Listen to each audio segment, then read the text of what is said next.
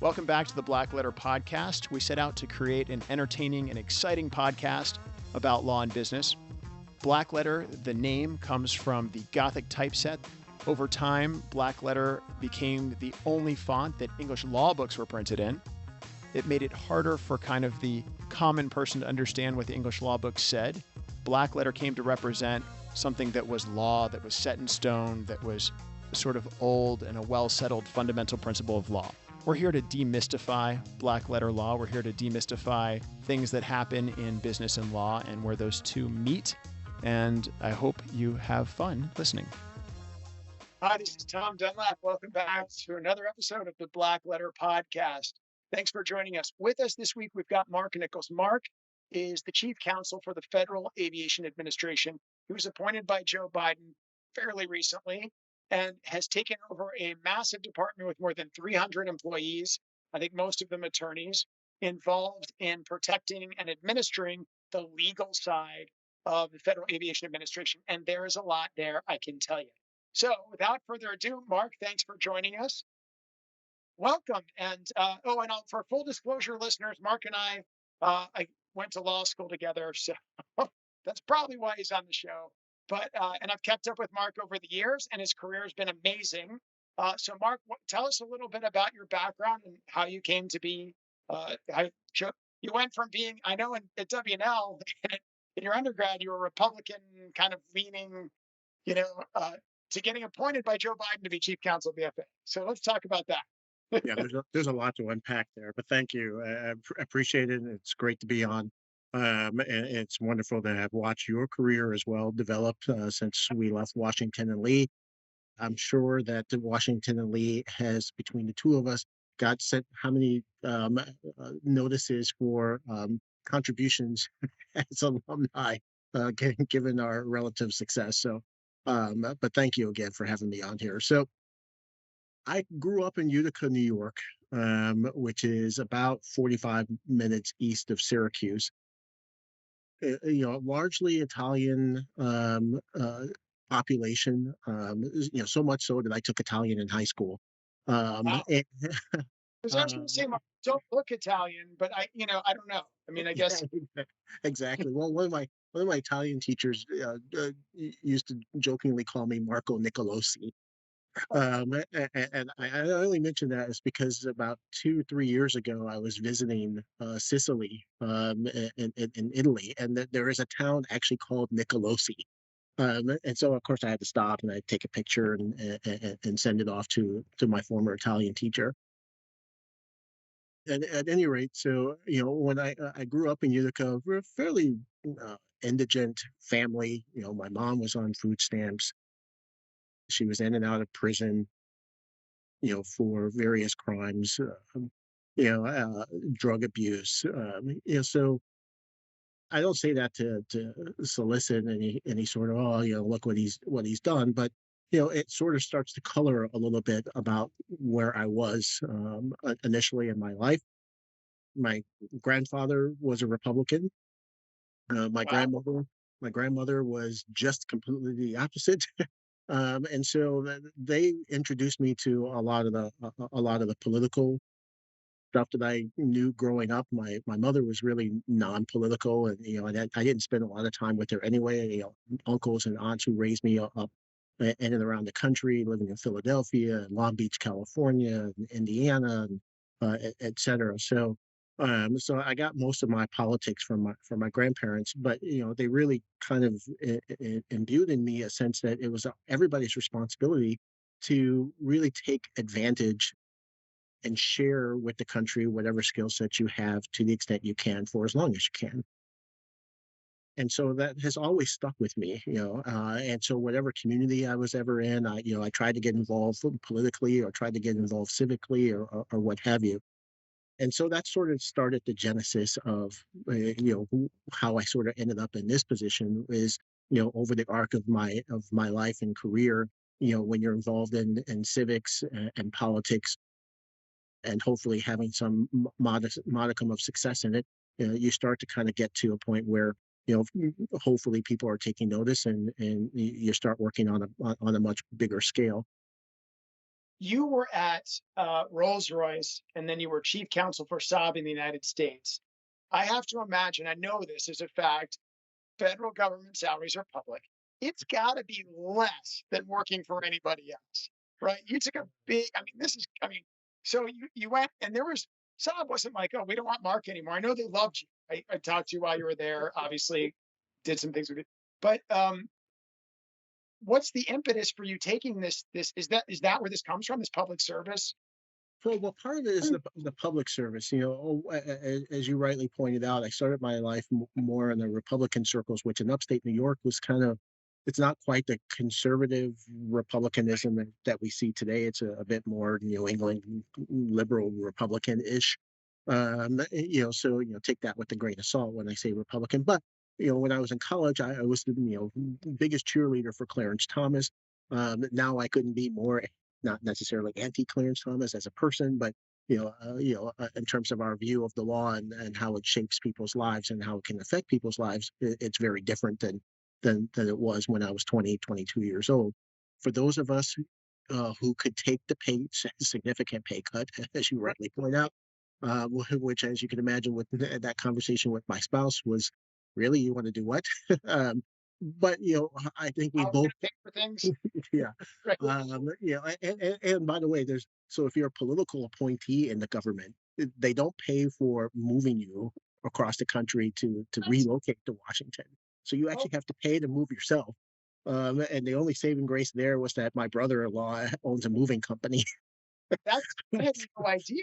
As a second lieutenant, the lowest of the low in the Army, they paid for me to move. Yes, They didn't pay the chief counsel of the FAA. That's incredible. it's one of the most bizarre things I've ever heard. But there it is. So I had to talk my spouse Jamie into letting me take this role. But it really wasn't as hard to sell as you might think, because I think we both thought, after the 4 years of the last administration, in our humble opinion, the country needed, hopefully high quality leaders to step up, re-engage, show that public service really means something and can mean something quite valuable, and not degrade it. I was relatively young enough in my career that I could still do this move. And so that really was what drove me to accept the president's appointment. And it's been an absolute joy, and I'm glad I did it.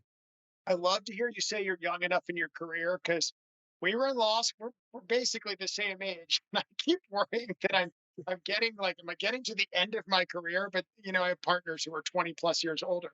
But it's insane. I love hearing as a lawyer, you can be 50s ish or late 40s, early 50s, and you're young in your career. So talk a little bit about that. So since we're talking about the background of Mark and you, and we know you went to Wabash, and then you went to Washington and Lee, and then you were at Rolls-Royce and then Saab. I think that's right. Yeah. Yeah.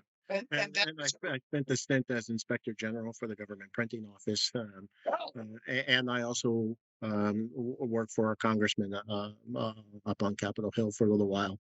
And, I've been in and out of Washington. This is my third or fourth time actually living here, doing things. But when I remember when I left the congressman's office, and his chief of staff, then, whose name escapes me at the moment, he asked me if I would ever come back and serve in government again. And I said, yes, but what this experience taught me is that the next time I come back, it'll be my name on the door. I don't know if you've heard of this concept, and maybe I'm going way off track here. But there's this concept in a book that I had to read a long time ago in OCS, nothing to do with the movie, so maybe I haven't read it. Starship Troopers, Heinlein put forth the idea that in order to vote and to be a citizen of a country, and he did it as citizen of the world in his future dystopia, utopia, I don't know what it was, but you had to serve, and you didn't have to be in the military. It could be like in the civilian corps, but you had to serve somehow. What do you think of that, and how has that shaped? I mean, obviously, you said that's a big part of your life, but how does it shape how you view others through that lens, or do you view others through that? I don't view others through that lens, because I think different people have to do what they think is right for their lives, and I try not to be judgmental about what people feel like they need to do. It for me, and the Christian liberal tradition of which I count myself. To me, it's an important component of who I am and what I am and how I want to be remembered long after I'm gone about the type of person I was and how I helped to contribute to society. Everybody's going to have a different role about what that means for them.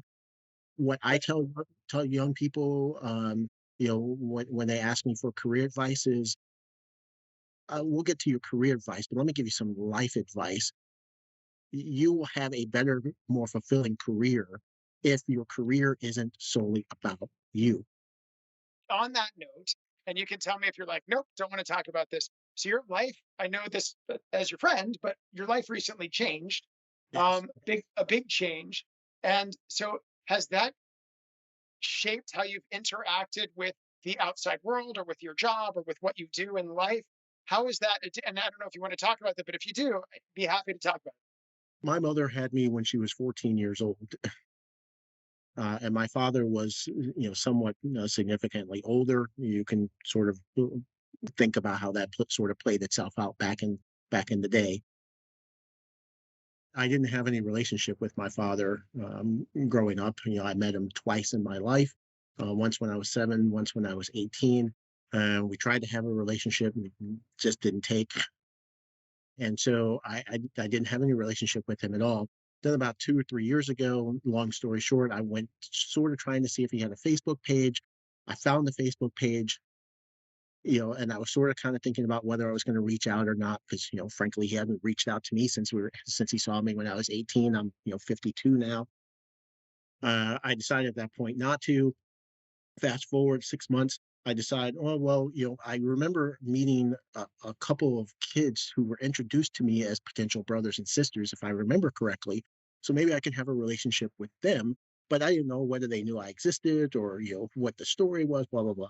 So after some digging around, I discovered that my father had 8 other kids, of which I am the oldest of, of the bunch. Just last week, we actually learned that there's a ninth kid. it. Uh, yeah, so the numbers You're just not keep moving going. into, right? No, I spoiled your punchline. Okay, go Yeah, ahead. every week the numbers keep going up. But the long story short is that my youngest sibling, who just turned 17, unfortunately, his mom passed away from breast cancer earlier this year. And so we have inherited him. I'm now his permanent legal guardian. I never thought I'd have kids because I didn't have any kids, before Daniel came to live with us. And so it has really kind of taught me, I think, what most parents on here are not going to be surprised to hear is that you learn how to be more patient. You learn how to have to explain things a little bit more. You learn the value of what's really important and what's not. And you try to convey a sense of calm, and that has helped me in this job because, I started this job, I started being vetted for this job last year when we're in the middle of a pandemic. I'm in the middle of being vetted by the presidential office, and I'm learning that I have 8 other brothers and sisters I didn't know, and it all happened about the same time. And then this year, I start the job in January. We end up moving to DC in March. We discovered that Daniel's mom has, terminal cancer at the end of March. He comes to live with us in early April, and so it's just been this like, amazing life change, and I really thank my spouse who's kept probably all of us sane throughout this. He's a former educator, and so there's some sense of pedagogical skill sets I'm sure at work here, but it has really kind of taught me how to, I think, be a better manager. That I didn't maybe realize, how much I perhaps needed that, that appreciation, to slow down, to explain, to to kind of project a bit more calmness, and I try to do that now. That's amazing. So instant family this year. So you've moved, you've taken a huge pay cut, become a public servant once again. You now have 300 employees for which you're probably underpaid for managing. Set that aside. And you now have a teenage boy enrolled in DC public schools. Hopefully Jamie's helping with a lot of that because fairly busy job. Amazing background. Marc, I'd like to ask you next week, I'm going to come back to our listeners, and some of which are our viewers, and ask you about a big challenge you overcame. You just went through like 20 challenges. Essentially, you were born and it was a challenge from there on out. So fair. And you grew up in tough circumstances and have kind of just stayed optimistic throughout, at least as long as I've known you. You've been very optimistic and goal-oriented. So next week, if you could come back with a challenge that you thought was particularly useful, and share with our listeners what the challenge was and how you overcame it, and they take from that experience what they will. But a lot of people listen for that segment. So I'll let you think about it. In reality, listeners, as you know, Marc and I are going to spend 3 minutes here, and he's already had time. But we'll see you guys next week. Marc, thanks for joining us this week on the Blackletter podcast. Download us wherever you get your podcasts, YouTube, of course, iHeartRadio, Spotify, all that happy stuff. We'll see you next week on the Blackletter podcast. That's all for today's episode of Blackletter. Thanks again for listening. Join us next time when we talk about more Blackletter issues in creative ways. Make sure you subscribe to the podcast so you never miss an episode, and check out our website at blackletterstudios.com.